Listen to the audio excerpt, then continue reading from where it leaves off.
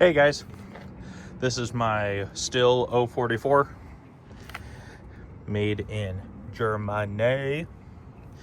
Anyway, this is my absolute favorite chainsaw. This saw means a lot, just the model in general, and then this particular saw means a lot.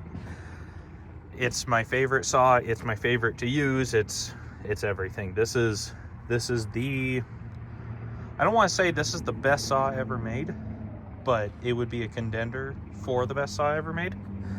It's just, they just got this saw right. So the model 044, it's the first saw that I ever ran. My dad had one when we were growing up. He brought it with us when we moved from Washington to Arizona and then to Colorado, and it was a legendary saw. The neighbors knew about it. That's just how great this saw was. Everybody around us ended up knowing about the saw because it was just that great. My dad had a 36-inch bar on his. That's just the type of material that they would have to hand buck whenever they did up in Oregon and Washington. He was a harvester operator, so they didn't do a whole lot of hand falling. But when they did, they used saws that would drive that kind of bar. And with a skip tooth chain and a 38-inch bar, or 36-inch bar, these will pull it, especially at lower elevations, that's the entire state of Washington. Anyway, that saw ended up getting stolen, and for a long time it was my dream saw, until on Facebook, not that long ago, my wife saw this on Facebook and decided to get it for me. And she just knew that this meant the most amount, that this particular model meant so much to me. The only thing I've done to it is adjust the carburetor a little bit. It was pretty lean when I got it, and I put the full wrap handle on it. Ordered that from Service Saw in Chehalis, Washington. That's my grandpa's favorite saw shop, so that's where I try to order a lot of parts for these. They also just stock a lot of parts, and they're pretty knowledgeable. So I plan to not modify this thing because the idle is exactly what I remember as a kid. They just got so many things right with this saw. It's lightweight, it has a decent amount of torque, and it revs pretty high while having a decent amount of torque. So, you know, if a lot of saws, this is a 32-inch bar, obviously a still lightweight bar, with a skip tooth chain on it. And because these things can still rev fairly high, 13,000 and change RPM, you still cut fairly quickly when you're limbing with this kind of bar.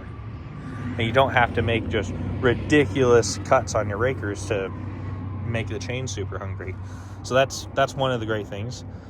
It's ridiculously reliable. This particular one is a 10mm slant fin.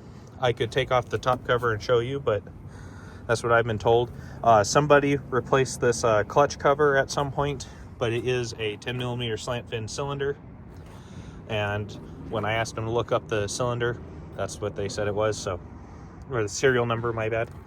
Yeah, this is my favorite saw. It means the most to me because it was a gift from my wife. My father-in-law, my wife's father, also has a 044. His does not have a full wrap handle. His has the small East Coast style spikes, for when you don't have when you don't have a lot of bark to go through. So his falling spikes are a lot smaller, but he has caught a lot of firewood with his. That got them through some bad winters, just like the other saws of mine have.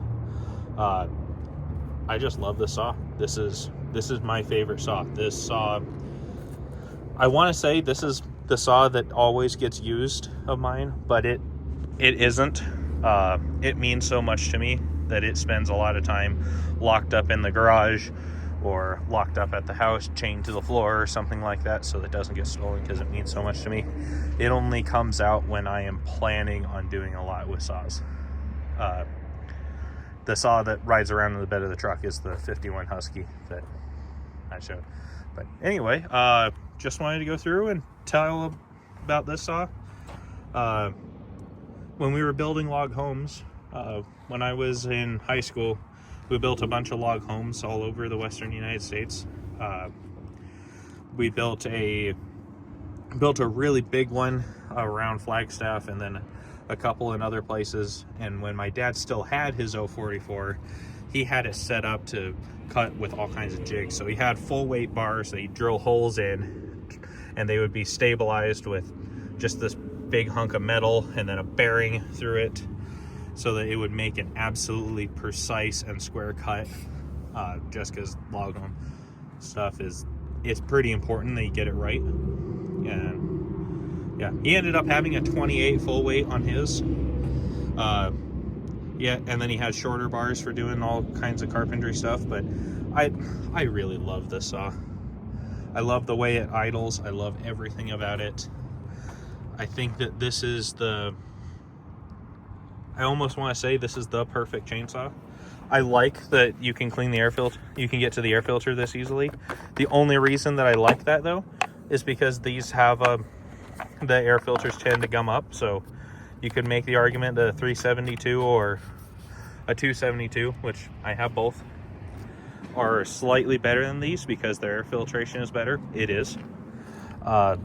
You could say that the choke lever going up is worse than, or the kill switch having to go up rather than to the right to turn it off is worse.